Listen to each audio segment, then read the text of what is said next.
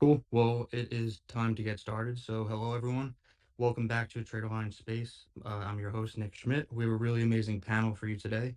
First up, we have Anthony Crudele with us again, veterans future trader and host of the Futures Radio podcast. Also, in my opinion, one of the most valuable feeds on Twitter, veteran trader Tom Canfield. And last but not least, a high level mental game coach, Jared Tendler. So, welcome everybody, and thank you very much for being here with us. Oh, thanks, Nick. Good to be here. Awesome. So to kick things off, I'd love to just hear everybody's general thoughts on how important mindset is and the mental side of trading to trading performance, starting with you, Tom. Um, well, for those that are familiar with my feed, it's all I tweet about. I don't post charts. I don't really talk much other than general comments about the market or kind of how to be patient in certain scenarios and whatnot. But to me, it's 80 to 90% of the game. Everybody learns how to trade.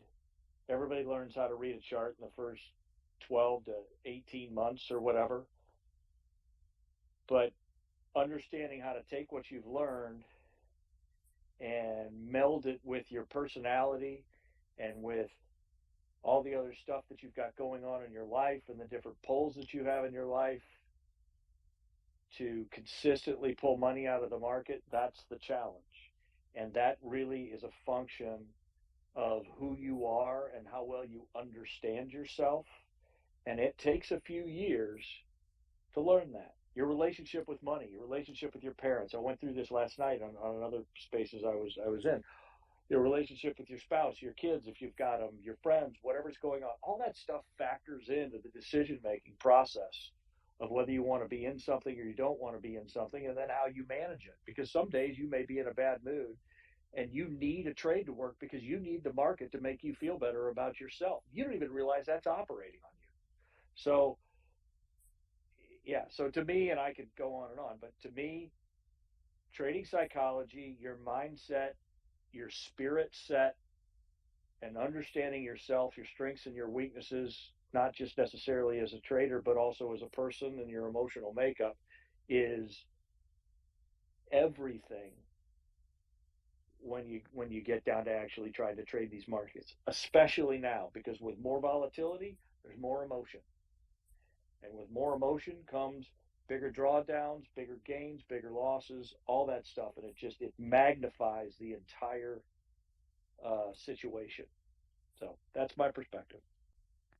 I couldn't agree more. I definitely have a follow-up question for that too. But first, I would love to hear your thoughts, Anthony, on how important you believe mental side of trading is to trading performance.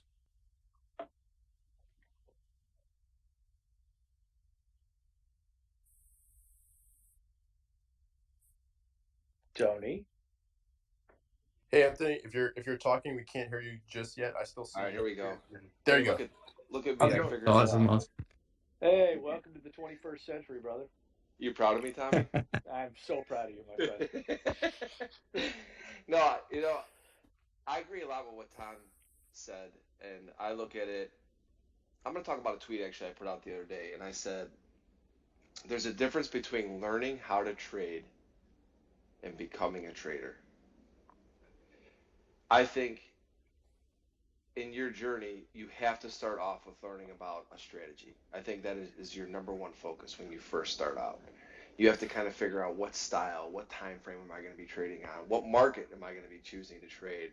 All of these different things come into play because you have to finally get to the point where you've chosen your style, your market, maybe not indefinitely, right? We can always change later, but at least your beginning market that you've developed a relationship with by watching the tape, watching it every single day, finding a strategy that fits it, figuring out what times you're trading, just putting together a schedule and a routine. To me, that's really the first thing you need to do. And from there, what happens is, and I believe this uh, with every part of my being, that no matter what strategy you choose, if it's no matter how high probability it is, if you're going to be a discretionary trader, which I think is what a lot of us are talking about, because if you're going the systematic approach, it's totally different, okay? But if you're going about it where you're clicking the button, the best executor will get the most out of the strategy, period. I've watched people time and time again, this happened with me. I watched the best traders in the world trade. I tried to do the same thing they did. I failed. I couldn't make money because when I actually had to do it, once you start getting into your positions, that's when those things start to surface that Tom talked about. What's going on in my life? Where am I? Financially, all these different things. And you just start making, decisions based upon the emotional things that are happening in your life. So to get to the point of becoming a trader, to me, you have to get through that initial part of understanding the markets and understanding, because it is learning. It's like learning a language. It's learning that aspect of it. And once you hone it in and you've gotten to that point where this is what I'm going to do, then you start really trying to get really good at executing your strategy. And as time goes by, things are going to happen in your life. Things are going to be happening with you financially, emotionally, that are going to come to the surface and that are going to take precedent over the decision making that you're making, even if you have this great winning strategy, because that's when all these things come into play. So I think mindset is extremely important after you have figured out the basics about markets. And then from there, that's where I go. When Tom said, he said he thinks it's 80-90% of the game. It becomes that once you know your strategy. Yeah. And I think that there's that balanced part, because the hard part is that a lot of new traders are strategy jumping, strategy drift, and then they're sitting down and thinking this is what they're going to do, and then they don't know if they should be taking a break because mentally they're bad or if their strategy's bad. They can't identify that. Guys like Tom and myself have been doing this a long time. I don't really change much of my strategy. So therefore, for me, a lot of it, most of it, is the mental side of things, because it comes down to me now. I mean, I know what I'm looking for. I know what I'm looking at, but can I execute it? And you can't be a good executor if you don't have good mindset. So that's where I stand with it. Awesome. Thank you for that. And before we move on to the next topic, Jared, I would love to hear how important do you think the mental side of trading is to trading performance? Yeah, hey guys, thanks for having me, and Anthony and Tom, good to be chatting with you guys. I certainly agree with your perspective, and I mean, my job is a mental game coach, so obviously I think it's important. But I do think it's in some cases less important than some think, right? It's not 100% of trading. There's no way that could be the case. And I think to add to what Anthony was saying about the newer traders is, I think where mindset and mental game comes in for the newer traders is maybe more so kind of away from the actual trading. It's the dedication to learning, being able to kind of manage the uncertainty of that process. A lot of traders come after having success elsewhere. It's sometimes as a second career. And if you've had to transition from being an expert at something to being a beginner, that's hard. So sometimes there are difficulties there. Second to that, sometimes people have, performance-based issues in other walks of life, whether it be a job, whether it be academically, in sports, you name it. And those issues then really do affect their ability to learn and to level up as efficiently as they could be. So for me, when I'm working with, kind of newer traders, it really is kind of focusing on those aspects and becoming more aware of it, so you can see in essence, like a cross-training effect, right? Where you can actually work on those issues as they exist in your learning as a trader, perhaps even in your early execution, but then also in other aspects of your life. So there can be kind of a synergistic effect. And then, of course, like anything, right? Highly competitive environments, right? The farther along you get, the edges and the advantages that you gain from, the technical aspects start to wane, and the mental game mentality becomes, far more of an important thing.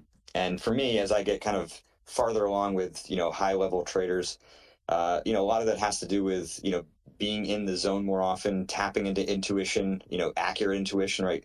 Emotion can often masquerade as intuition. So being able to properly distinguish between times when you're actually biased and you have a sense that something's happening, but it's not actually kind of a pure reaction, like an instinctive or intuitive reaction to the market and how it kind of plays into your strategy and what you're seeing and sensing. It's actually more that you are looking for it because you're trying to make up for some losses, or you see other people making a lot of money and you feel like you've been kind of lacking, and it's not always conscious, right? But these impulses are there. So, being able to kind of tease that stuff out becomes very, very important, and it's subtle, but like a lot of things, you pay attention to it, you study your own patterning. When I work with traders at all levels, right, we're looking to really understand the patterning of their thoughts, their emotions, their decision making, so that you can kind of identify some of the variables that will indicate that they're likely to make a mistake or that they're actually trading well, so they can keep kind of pressing the on that edge, even if the results in the short term have been negative. So yeah, it's obviously massively important, but I think we kind of have to put it in proper balance. Unfortunately, we're a couple of the people here talking who know what they're know a lot about what they're talking about. So I think the risk of getting poor perspective from the three of us is actually really low, and hopefully people that are listening will kind of take heed to the things that we're saying. Awesome. And you mentioned studying your own patterning and thinking. And Tom, you also mentioned, awareness. Anthony, you as well.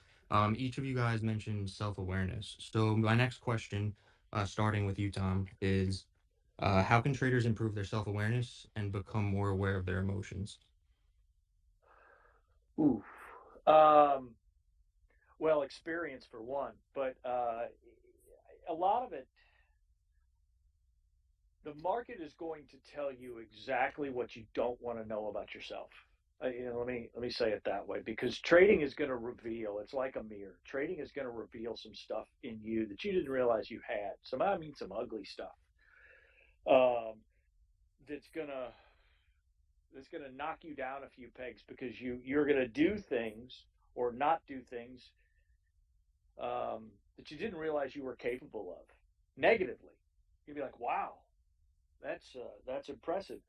So the self awareness, you can choose not to be self aware. You can live in denial, or you can open yourself up to what that mirror is saying to you about yourself and start becoming keenly aware of your own nature within the trading environment, because you can skirt the issue in life a lot of times, but when all of a sudden your money is on the line and you're making decisions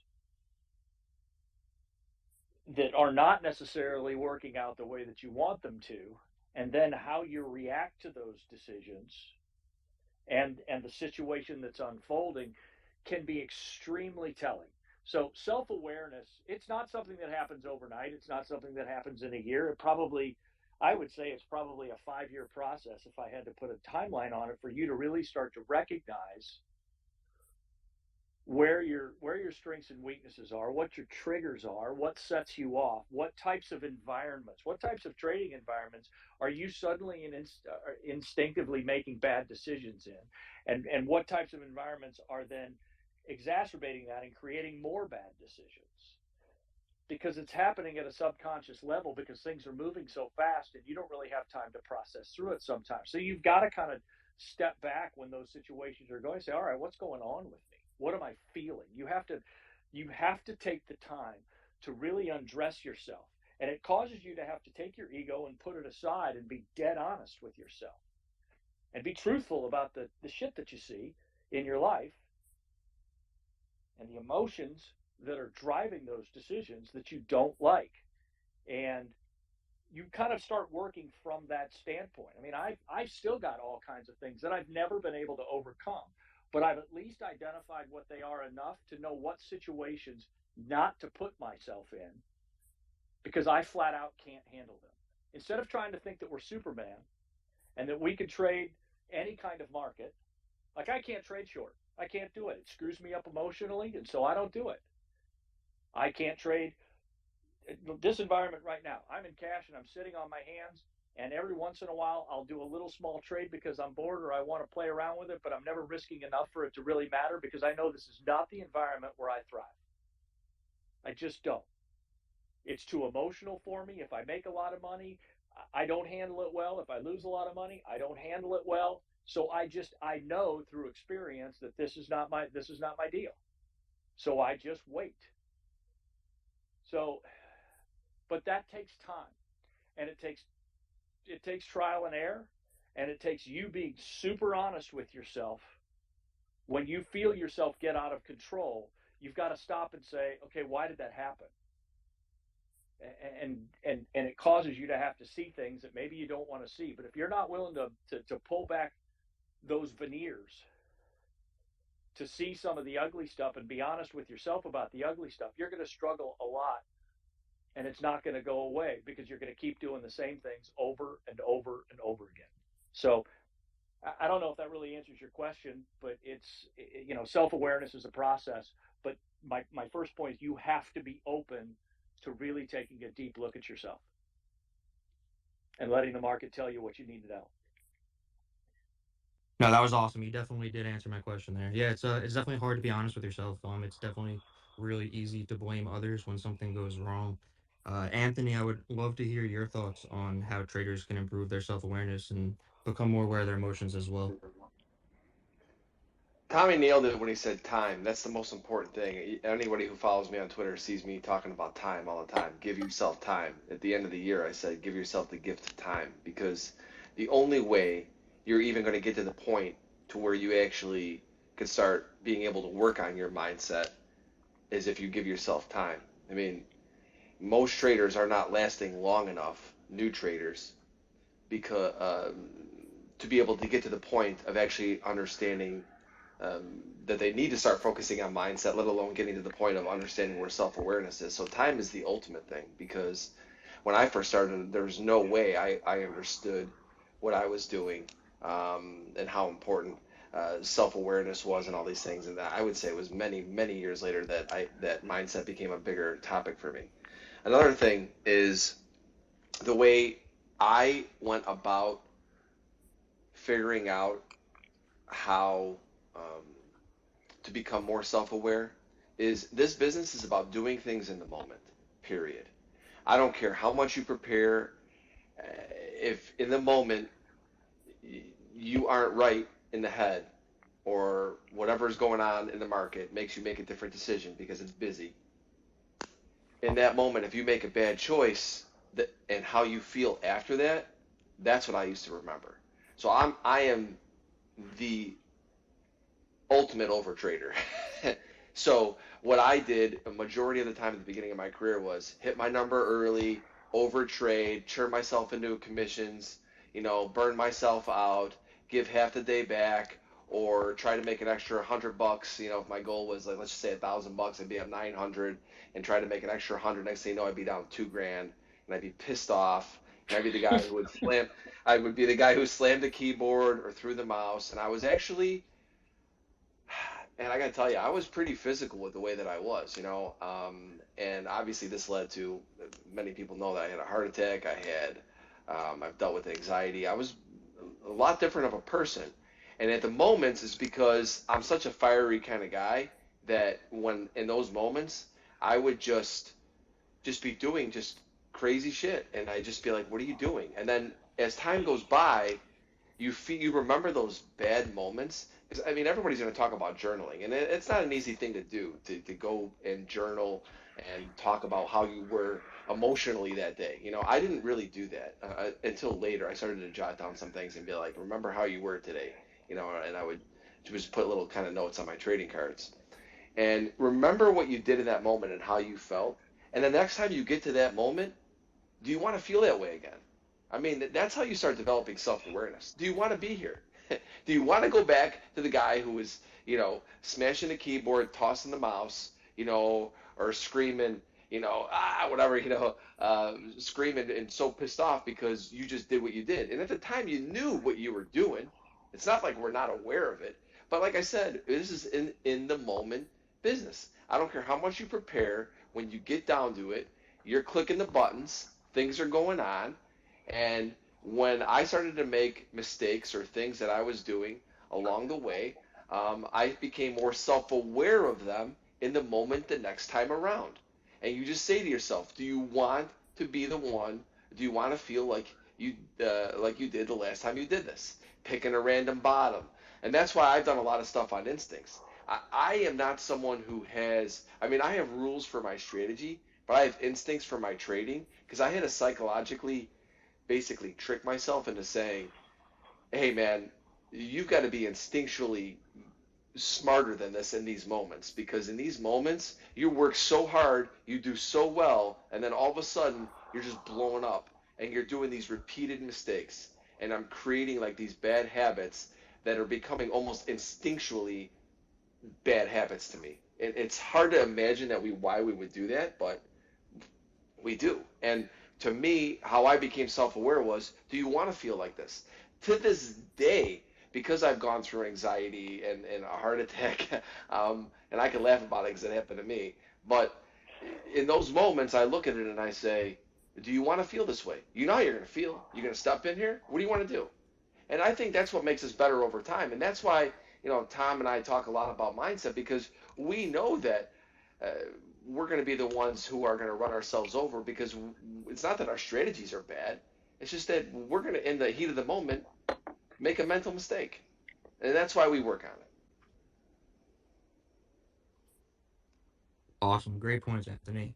Jared, I think Jared's having some connection issues, Yeah, I but should be back though. Yeah. you're back. Awesome. All Yeah, right, Jared, we can if hear you you. could hear me, I'd love if you could tell me how traders could improve their self-awareness, in your opinion, and become more aware of their emotions. You got to study it.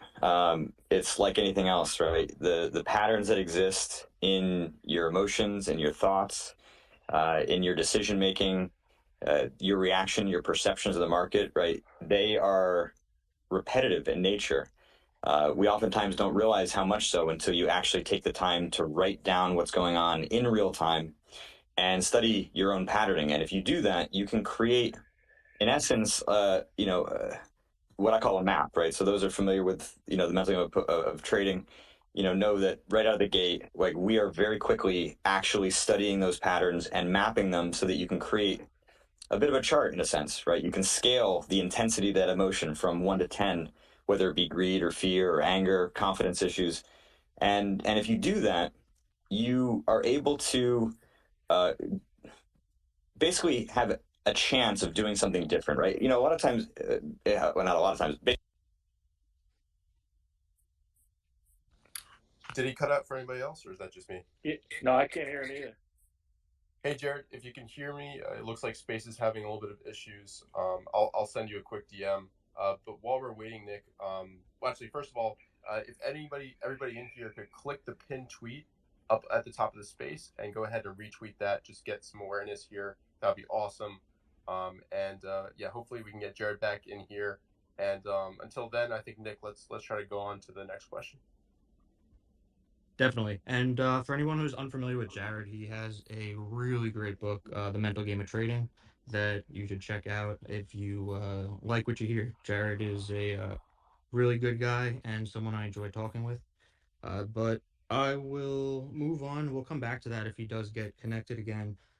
So, Anthony, I'd like to start with you. When you're experiencing pressure and you are feeling those emotions flare up, all of you guys, you mentioned journaling to stay centered and remain objective. Do you have any other techniques besides journaling that help you stay centered? For me, I don't journal really that much anymore about the mindset types of things. I think it's really just about, look it, man, we're all grown ups here, right? When we sit down at the screen, and we know what's right and wrong. Tom talked about being honest with yourself. In situations now, I'm a much more calm person now. I've worked extremely hard at that, because, and I talked about this with you in the past, I think on the last one, where I talked about slow things down, breathing, because I am definitely not the same Anthony Crudele I was earlier on. In the heat of the moments now, I really have learned to slow things down dramatically, and it's because I'm not in much of a hurry. And it's funny how we get older. I'm in my 40s now, and in my 20s, I couldn't wait for short-term results. But when in my 40s, I'm thinking so much more about longer-term results, even though now I have ultimately less time than I did when I was in my 20s. But psychologically, as we spend more time as a trader, we just get better at being in the moment, and we get better at handling the moment. I mean, as busy as it is, I look around and just say, look it, you know what you're looking for, you know what you're doing, slow things down. I mean, and that's something I say to myself a lot. Breathe. breathing while I'm at my trading station, just really just being there, breathing. And a lot of times I'll get up and I'll walk around, come back, look at it, getting myself settled in. I mean, I don't think that I think you definitely at some point need to do some sort of journaling to remember this stuff. But we all remember. Everybody remembers a time when we did something that we were pissed at ourselves for doing something, and you're going to be faced with that time again. And what do you do that next time? Are you going to be the person who talked about it later and said, "Hey, you know, I knew not to do that, but I did it," or are you going to be the person in the moment that just didn't do it because you knew you shouldn't have done it because you knew how you were going to feel about it? I mean, when we talk about mindset, to me, those are the things that if you don't grow and fix those bad habits that you're forming without you even really thinking about it, because we all are going to form them, as we just make less mistakes. I think as we trade longer. I mean, I think Tom will probably attest to this too. I mean, we still make them, but we just make them less, and we recover quicker from them because in the moment we know what we did.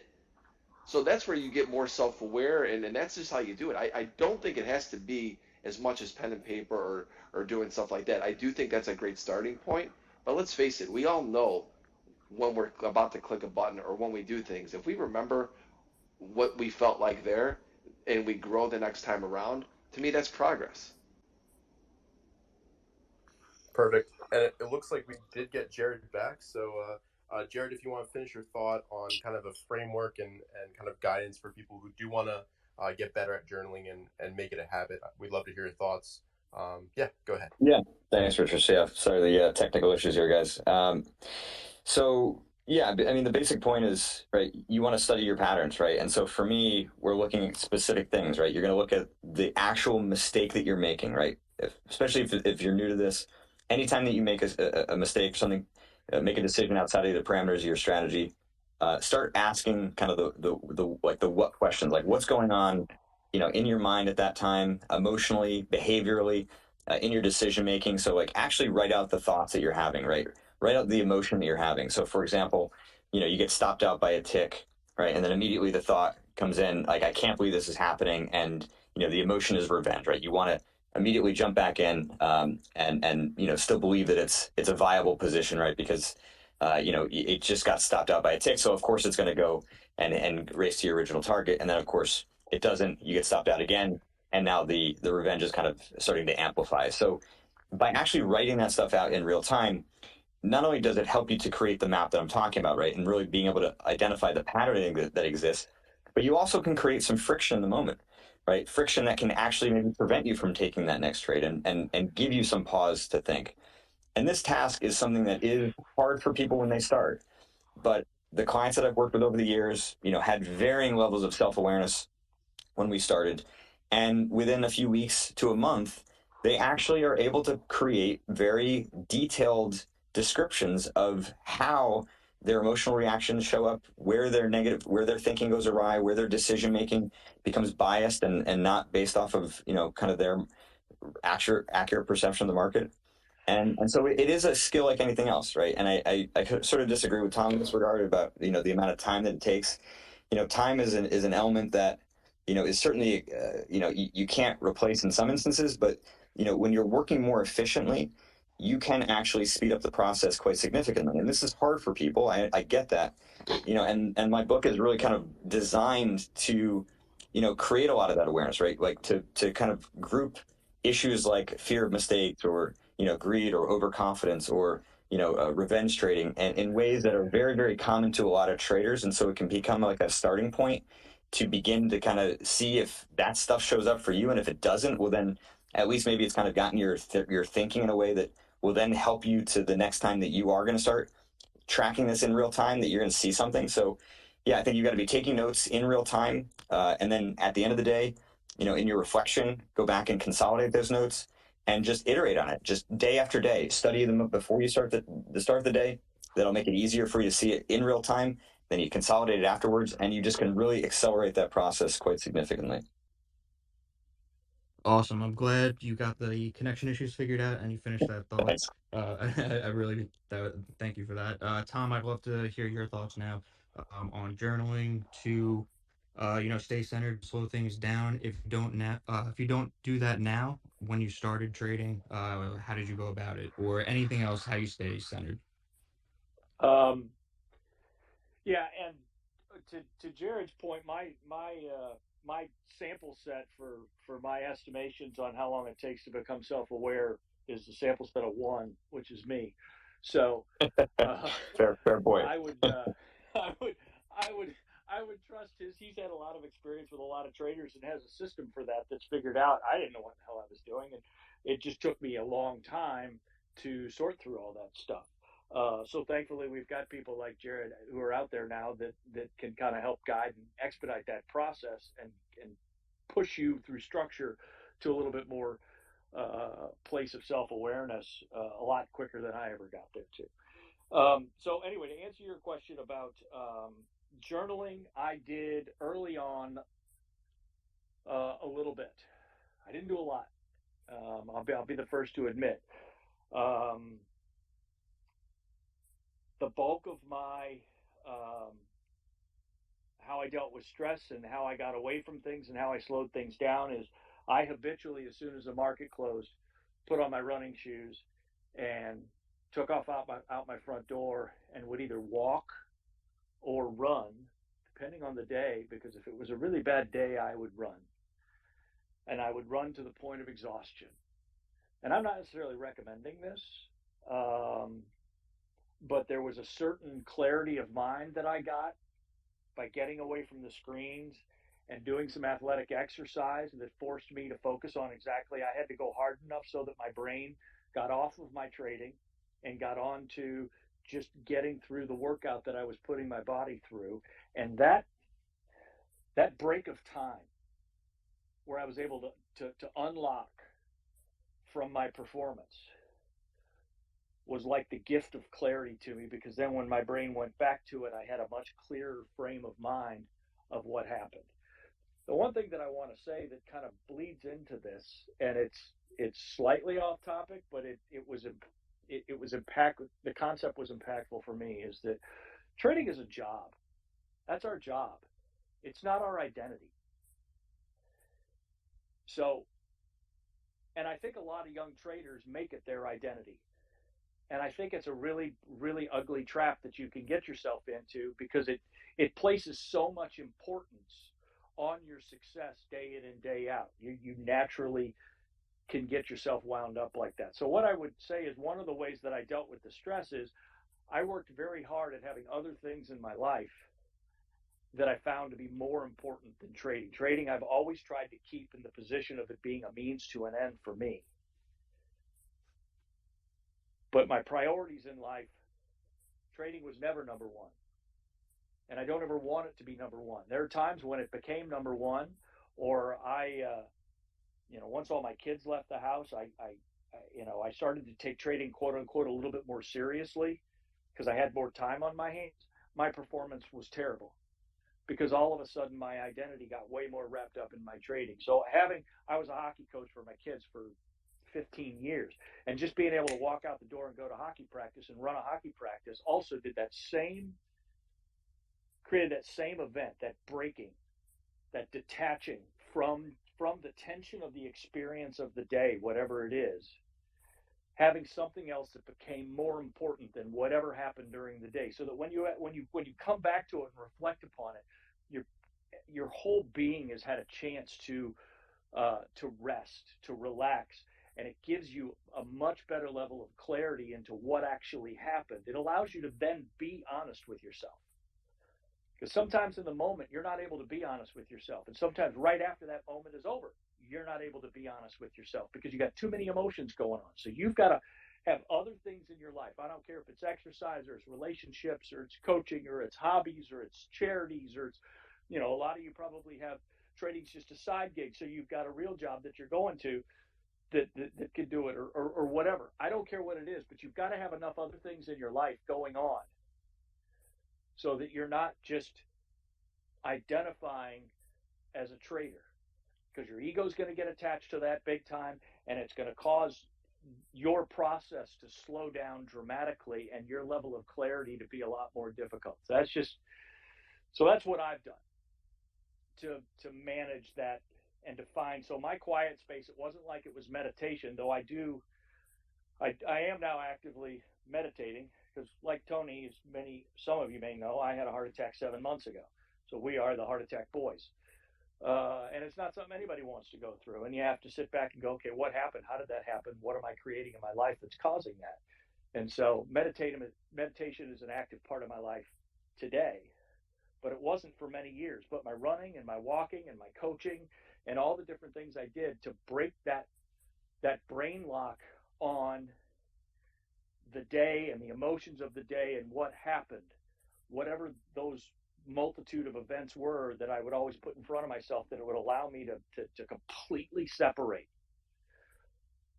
was essential to my ability to gain self-awareness and understand what it was that I did or didn't do that could have been better, and then you just start building from there. Awesome. Yeah, I think it's super important for people to have other hobbies. And I mean, that was big for me personally. In the beginning, I gave 24/7 to the market. I was a miserable person to be around, to say the least. And I did not live a very happy life day to day. So work-life balance is super important. I would actually love to hear from you, Jared. I think Jared has to leave us a couple minutes early, so I'll throw this over to Jared quickly.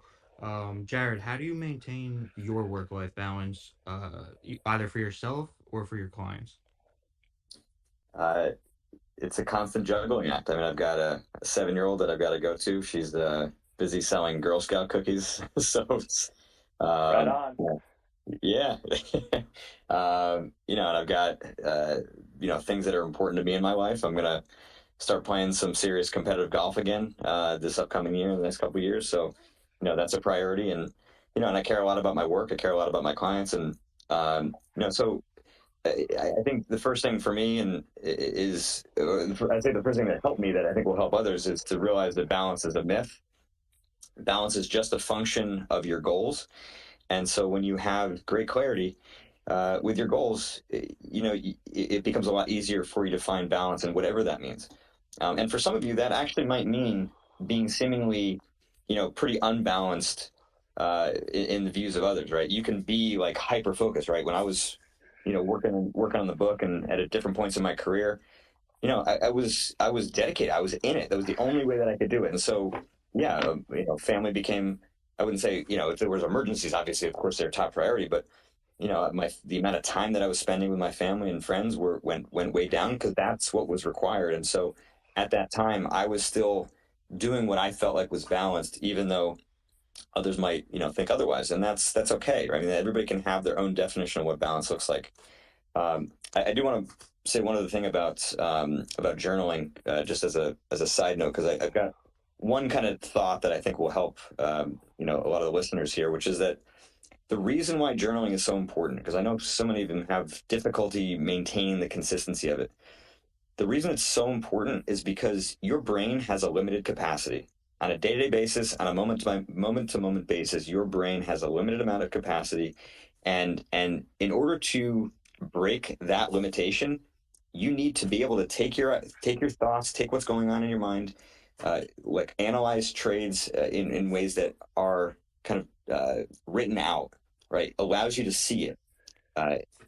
In doing so, it's kind of analogous to completing a puzzle, right? If you had let's say a 500-piece puzzle, and at any one moment you could only look at 5 to 7 pieces at one time, it would be very, very difficult to complete that puzzle, right? We are able to complete puzzles of that size because we dump all the pieces out, we can look at it, we have a picture on the box, and it makes it a lot easier. And so that's what journaling does. Journaling allows you to dump all these pieces that you accumulate day over day about yourself, about your strategy, about the markets, and it lets you see it more objectively and more clearly. You can move around with it, you can play with it.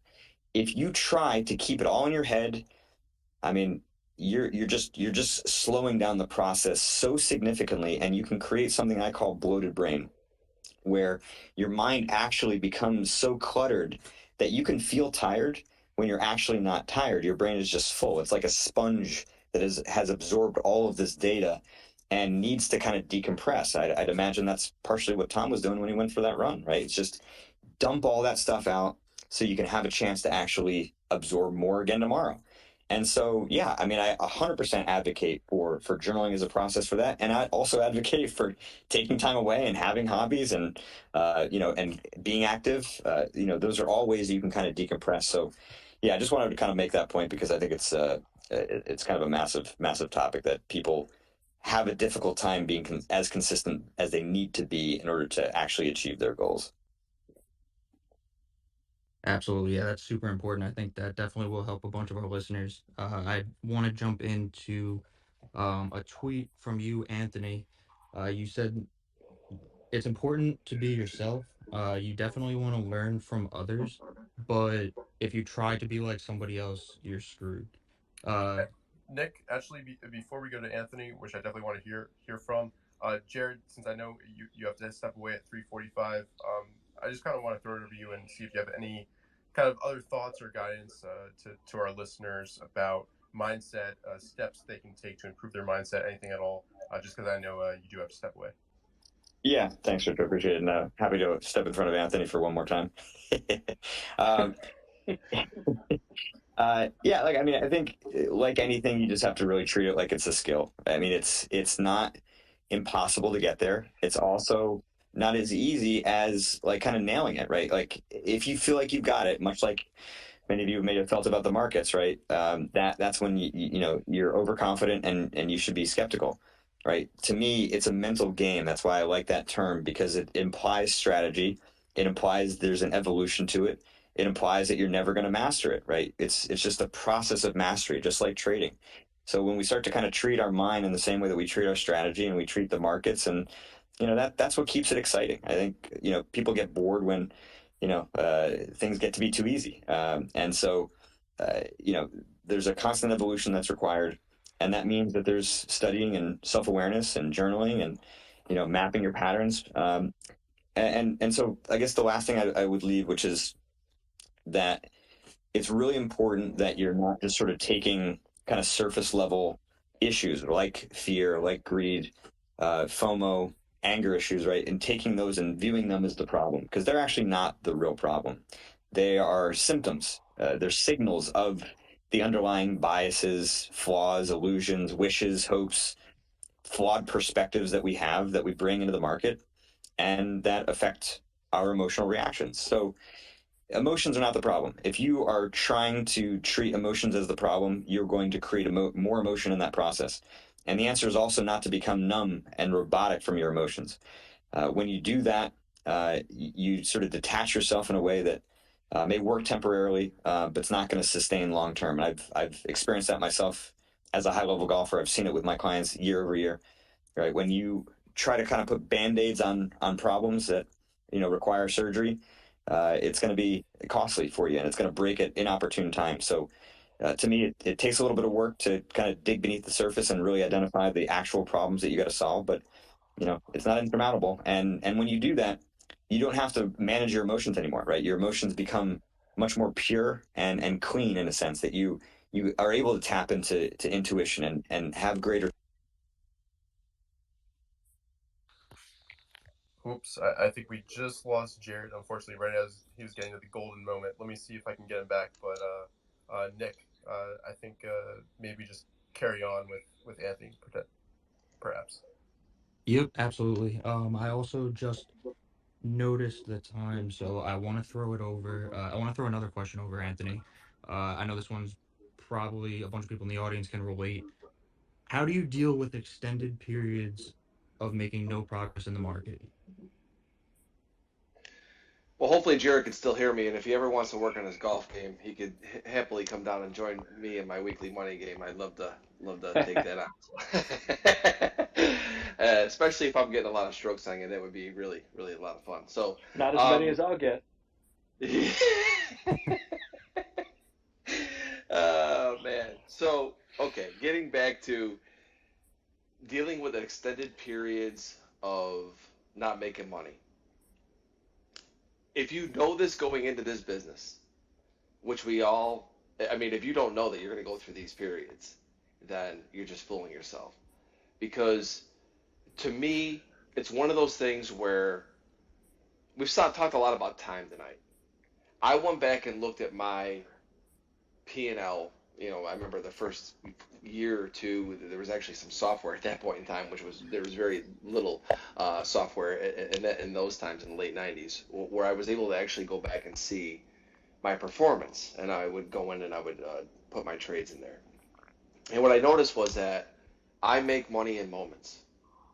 I don't make money every day, even though I'm a day trader. My goal is to make money every day. Whose isn't? But I make money in moments.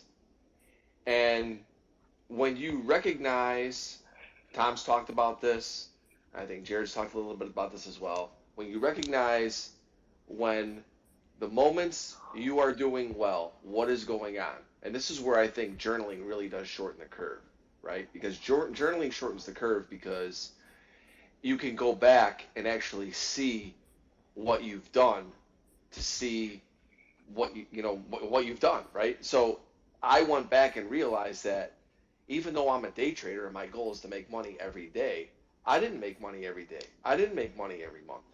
I made money throughout the year, not at the beginning of my career, but as time went by, I realized this. And what I started to do was emphasize my time and my energy when everything that I was from learning from my previous stats that was lined up for me, that I would really just take more advantage of those times. And then when it wasn't, I would lay off. How do you do that? Well, I remember a pitch trader coming up to me one time and saying, Anthony, when you're making money, keep trading, keep doing good. When you're losing and things aren't going well, go spend money. And I'm like, is this guy out of his mind? I'm like, I'm losing. He wants me to go spend money. And the psychology of that is that it's cheaper to go spend money than it is to keep trading when you're losing. So it actually made me think and say, okay, Anthony, you're not going to make money every day. You're not going to make money every week. You're not going to make money every month. When you are in a period and you're just in a rut, so whether it's you or it's the market environment, because it could definitely be a combination of the two, how I deal with it to this day was what that guy said. Maybe you don't have to go and spend money because maybe financially you aren't able to do that. But I do other things until I find all of a sudden, it's funny, when you sit back, you'll just be sitting back and being like, man, this thing is ripe. And then all of a sudden you're right back in it and you get right back into your rhythm.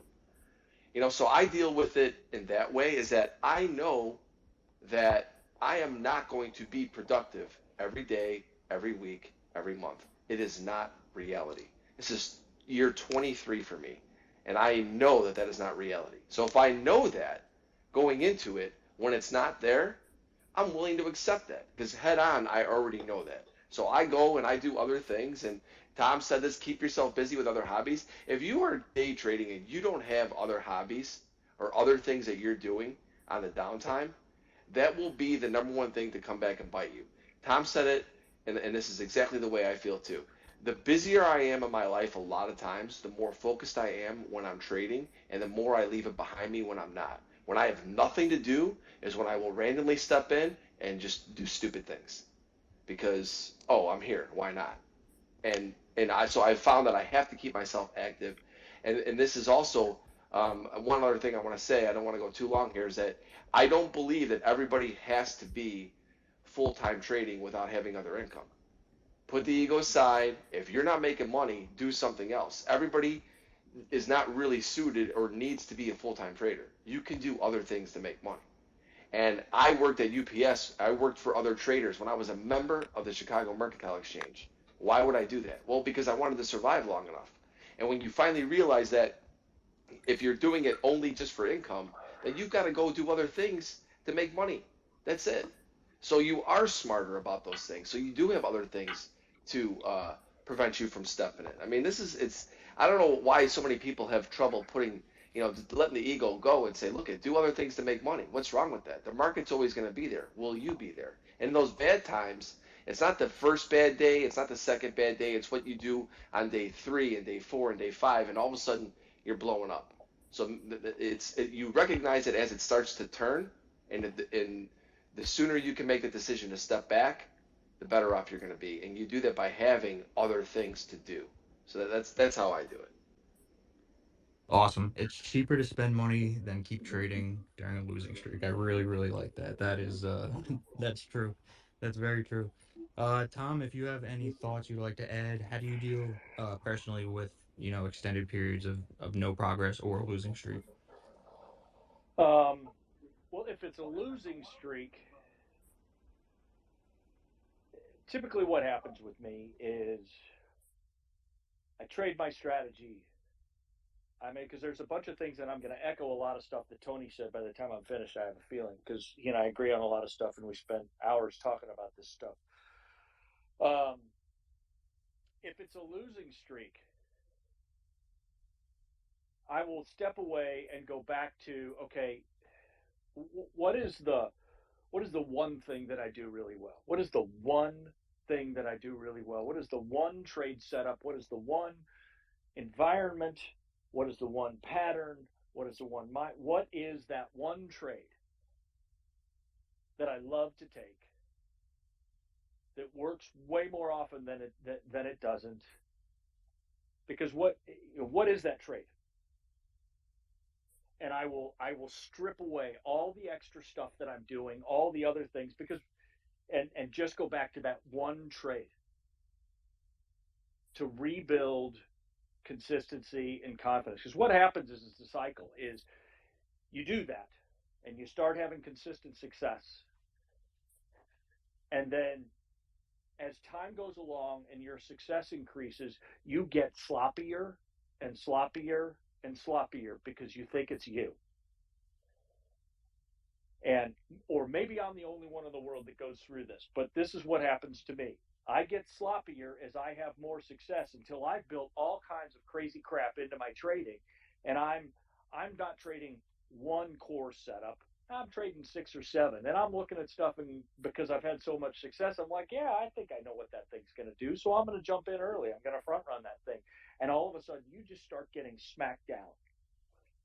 Your sloppiness starts to catch up with you, and the market environment changes, and you're not aware enough of it, and you just kind of keep going until finally it just grinds you down, and you're on this long losing streak, and you've given back all of what you made, or half of what you made, or more than what you made, or whatever it is.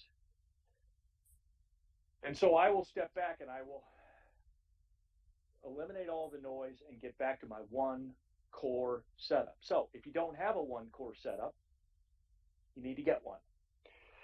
Now, the second thing that I want to say is, yes, I go through periods where I don't make money all the time. And I'm okay with that because it doesn't take very many moments, as Tony was talking about, these moments. There are times when you personally are aligned with the market, like you can kind of feel what's going on and whether, and then there's times when you're not aligned, like things going on in your life outside of trading or whatever, or you're just distracted, or you're not feeling it. And then there are times when you are feeling it. And I don't care who you are, whatever your strategy is, it doesn't work in every market. It only works at certain times and in certain environments. But in those moments where you are aligned with the market and the way that you trade suddenly aligns in the market, when those two actually intersect, you make a lot of money really, really fast. And that's one of the things that I have learned.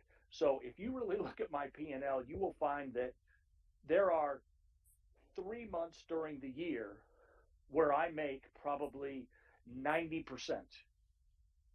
of what I'm going to make for the entire year. Sometimes it's 120% of what I'm going to make, where there are these little windows where the market all of a sudden syncs up and you're ready for it and you're in tune with it and you lean in and you make money really, really fast for a very short period of time. And then you get out. And I, as a result of the way that I structured my life for many, many years, raising a family and doing all those other things, it's like, man, I only need 3 weeks every 3 months to make a living. And then the rest of the time, my job is to try and stay as far away from the market as I possibly can until it comes back around and resets up for me. And so I'm just I'm just watching and I'm lurking. But the hardest part is when we're watching and we're lurking.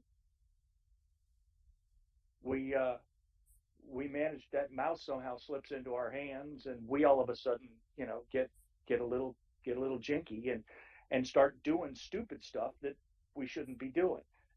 We all do it. I bought 200 shares of Netflix down 100 points after earnings today. Has absolutely nothing to do with anything that I do, but I did it. I couldn't help myself because it was right down near 400, and so I was like, "Oh, there's no way." So I'm long 200 shares. I just announced it, so we'll see how that goes tomorrow. It's not a trade I should ever take, but I took it simply because I was bored and wanted to have a little bit of action. So anyway, I think it's important for everyone to understand that you don't have to trade all the time. You can go through periods where you don't take a single trade, and you don't have to make money every day. You don't have to make money every week. You don't have to make money every month. You just have to find those moments where the market is aligned with your strategy and you are aligned with the market. And when those two things are in tune, you can get aggressive. And you can make you can make a big chunk of money, and then the rest of the time you're just trying to figure out how to tread water until the next one of those moments comes along. You don't know when they're coming. I mean, there's cyclical times, and as a swing trader, there's certain windows that typically are good. Typically, January is very good. Wasn't this year, unless you did energy stocks early, and that was nice. But if you're a student of things, there are these little windows where things line up, and you can cash in. And then the greatest challenge any trader will have at that point is to do nothing. It's one of the blessings that as individual traders we have, is that we get the choice to do nothing. So many of these big traders on Wall Street and these hedge funds and these mutual funds, they don't have that choice, but we do. That's one of the benefits of being a little guy, is we have the choice to do nothing except when things are completely lined and the deck is stacked in your favor. So, be okay with that. Don't feel like you got to bank every week. Just bank when things are aligned. For sure. I want to step in and just say something a little bit. This is also, when you look at like the way that Tom trades stocks, I trade futures and crypto. For me, it's a little bit more. It's more active in the sense of, it's not going to be those as few. What do you say, 3 weeks or how much percentage of the time it takes to make the year. For me, it's always a little bit more than that, but it is definitely about understanding your time frame and understanding your markets to know that when things are going well, that you really do have to take advantage of it, because the market will not lay off you when you suck. So, I mean, why would you lay off it when you're... So I look at it like this. It's like, it's amazing to me, and this is psychologically very difficult, but when the market is giving you everything that you want and you're doing well, it goes back to the trader that told me, he goes, when you're doing good, you've got to keep doing good, because it's just not going to last. And if you recognize that, then you start to be able... This is when, for me, I actually will allocate some more of my risk, and I will up my stuff. And a lot of us will do this at the wrong time to start, and it will happen. You still got to do it within your risk parameters. But I will take on more risk of the times where things are just really working well. And then it actually will, if it doesn't work out, then I have to minimize my risk from there going forward. So I take my risk down again. Managing risk is not just about, oh, here's how much I'm going to risk today or how much I'm going to risk in general. It's about capitalizing on the moments as well. That is so important, because if you think that your strategy is going to, whatever you have right now is going to work for you forever, you are just kidding yourself. It's not going to work all the time forever. It doesn't work that way. It will work again at some point in time. You don't know when, but when it does, you've got to make money then. It's very much, it's very hard to think that way, especially I think as new traders, because you're looking at it and you go, I just want consistency. Well, consistency is not something that we're going to get in terms of profit all the time. It's some people on the future side, I know a lot of them, they'll come in and they'll take their little bit every single day, and it's definitely achievable. I'm not saying it's not, but it's also a very small window or small group of people that I've seen to be able to do it. I did it for a lot of years, and I've moved myself out from just intraday trading every single day. So I've looked at it as I know my markets, I know my time, and what I've really been able to do is capitalize on those moments. So when it's not, you go back to spending money. So I just want to say that it's about, you really do have to recognize that as time goes by. I believe that's what gets you to the next level of income. That's what gets you to the next level of being a trader, is by being able to seize those moments and really take advantage of it. I think it's extremely important. Absolutely. I agree fully. I couldn't agree more. Richard, I'll hand it to you. You were going to say something? Yeah, I think the experiences you guys are both sharing are awesome. And if you guys aren't already following Anthony or Tom, make sure you go ahead and click their profiles and do that. And if you're enjoying these spaces, we're going to be doing these regularly every single week. And if you do want to get notified, we're going to be starting an email list here. So go ahead and click the TraderLion profile just to my left here and send a DM, and we'll go ahead and add you to an email list so you can get up-to-date notifications whenever we will be hosting another one. So make sure you go ahead and do that, as well as follow all these panelists, and Nick especially. He's doing a great job hosting, asking some great questions, but also make sure you're following Tom and Anthony as well. Thanks, Richard. One more thing I just wanted to touch on briefly before we do end this space here. We'll start with you, Tom. Do you have any last advice that you'd like to give to struggling traders? Patience, time. I mean, Tony talked about it. Give yourself enough time to figure it out. The first couple of years, if you walk into this endeavor and accept that for the first 2 years I'm not going to make money, I can't make money, there's too much to learn. So I've got to keep my position size small enough to educate me while I take my losses, so that when I finally figure everything out, I've still got some money left over to actually do some damage. I see so many people either have early success, and so they just try and lever themselves up too quickly, and they just don't realize that they walked into a really sweet market like we had in 2020, and there's a lot of people that thought they were geniuses. But give yourself, be respectful enough of how difficult this job is, and how difficult it is to understand yourself within this job, that you give yourself enough time to learn all that you can before you start leveling up and ramping up and sizing up. So, I mean, play for $50, and you could be wrong 20 times, and you'll lose $1,000. I think that's the right math. As opposed to being wrong 20 times and you lose $20,000. I mean, you stay small, have other income. Don't try and become really good. I've had lots of guys who say, well, I've been trading for 6 months and I'm not making any money. I'm thinking about hanging it up. I'm like, you haven't even started yet. You're just a baby. It takes time. So give yourself that time before you start getting more aggressive, to learn and to lose in a way that doesn't really do any damage, so that when you figure stuff out, you've still got a nice capital base to try and trade and grow from. That's would be my biggest piece of advice. Thank you, Tom. Anthony, is there anything you'd like to add to that? Any advice that you have for struggling traders? We covered a lot today, and one of the Yep. things that we talked about. Can you hear me? Yeah, I can hear you. Saw that. Okay, good. Yeah. We covered a lot today, and one of the things that we talked about was journaling. And for me, you have to journal with the ultimate goal of this becoming instinctual.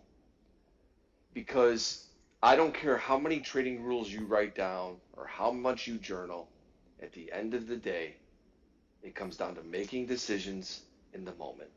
If you're pointing and clicking these trades, in the moment is where the money is made and lost. Yep. So if you're going to journal, get to the point to where those things that you're working on become instinctual. Otherwise, you're just somebody out there who's just journaling and really with no purpose. Because to me, that's a waste of time. That's why I talked about this, I think, in the TraderLion webinar where I talked about my 9 essential instincts. Like, to me, I leaned on that. I looked at my journaling after years, and I didn't do a ton of it either, like Tom said. But I got to the point where I was like, man, these are the instincts I need to have. If I could just keep these bad habits out of my trading and I could take these things instinctually in the moment and make good decisions, that's going to help me tremendously. I believed in that. And when you finally get to the point where you've won through your journaling and you've won through the evaluation of what you're, good and bad and all that, make sure that you put things to instincts. Because like I said, this is an in the moment business. At the end of the day, that's what it comes down to. Doing things in the moment. Awesome. I think that was a great way to end it. They say if you're the smartest person in the room, you're in the wrong room. So I'm definitely where I'm supposed to be right now. Tom, Anthony, thank you so much for your time. I really appreciate you guys being here. I think this was an awesome discussion. People got a lot out of it. Uh, the recording will be up on the TraderLion YouTube channel this weekend. So keep an eye out for that. But again, thank you guys so much for joining. Give everyone up here a follow and have a fantastic night. We'll see you next week. Thanks, Thank Nick. you That was a lot guys. of fun. Always fun. Thanks, everybody. See you, Tommy. See you, Tony. Goodbye. All right. See you guys. And if you want to be notified of any future spaces, go ahead and click the TraderLion profile right at the top left here and click send a direct message and just shoot us a DM with your email, and we'll make sure to send out an email whenever we host the next one, most likely next Thursday. But thanks so much, everybody, and take care. Bye.